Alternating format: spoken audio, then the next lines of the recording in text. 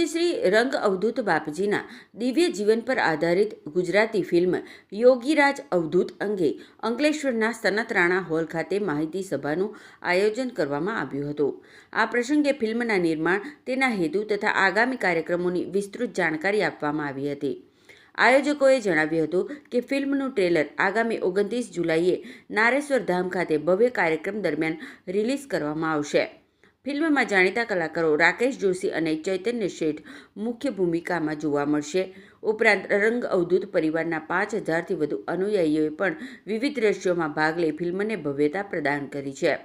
માહિતી સભામાં ફિલ્મ સાથે સંકળાયેલા કલાકારો તથા આયોજકોએ ફિલ્મના નિર્માણ પાછળની પ્રેરણા અને રંગ અવધૂત બાપજીના જીવન દર્શનને વધુમાં વધુ લોકો સુધી પહોંચાડવાના પ્રયાસોની માહિતી આપી હતી। કાર્યક્રમમાં રંગ અવધૂત પરિવારના મોટી સંખ્યામાં અનુયાયીઓ, આગેવાનો અને ભાવિકો ઉપસ્થિત રહ્યા હતા।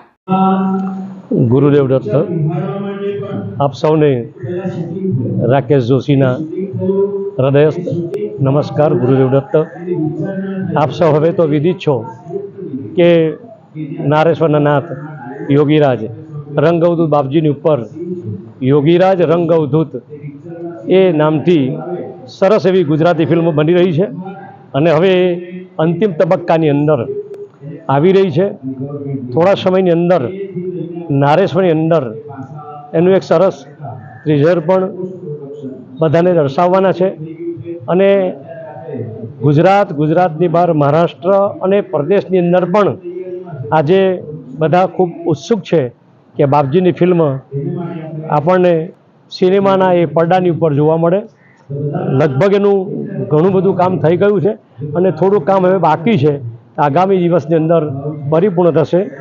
29 તારીખે જુલાઈની ગુરુ પૂર્ણિમાના દિવસે નારેશ્વરની અંદર એક વિશાળ ફલકની ઉપર લગભગ 1 થી 1.5 લાખ ભક્તોની સાનિધ્યમાં આ સરસ એની કૃતિ એક ત્રિજરના સ્વરૂપની અંદર રજૂ થશે અને પછી આગામી દિવસોની અંદર એને થિયેટર સુધી પણ આપણે લઈ જવાનો એક સરસ પ્રયાસ છે। આ આનંદ એટલા માટે છે કે આમાં સ્વયંભૂ બધા ભક્તો દ્વારા એ નિર્માણ થઈ રહી છે અને એની સાથે સાથે નીવડેલા એવા કલાકારો, કસબીઓ પણ આની સાથે જોડાયા છે। આમાં લગભગ કલાકારો અને ભક્તો મળી 5 થી 5.5 હજાર ભક્તો આ ફિલ્મની અંદર ભાગ લઈ રહ્યા છે। એક બહુ અલૌકિક વાત છે ગુજરાતી ફિલ્મ ઇન્ડસ્ટ્રીની અંદર। એક બહુ સરસ વાત છે કે આવી રીતે એક સુંદર રીતે માહોલની અંદર આ ફિલ્મ રજૂ થવા જઈ રહી છે। આ ગુજરાતી ફિલ્મ છે પણ સાથે હિન્દી, મરાઠી, અંગ્રેજીમાં પણ એનું ડબિંગ થઈ રહ્યું છે। તો આપ સૌ એને જ્યારે સમય આવશે ત્યારે એની વિશેષ જાહેરાત થશે, આપ એને નિહાળશો એવી જ આ તબક્કે હું આપ સૌને અભ્યર્થના કરું છું। આપ સૌને મારા ગુરુદેવ દત્ત।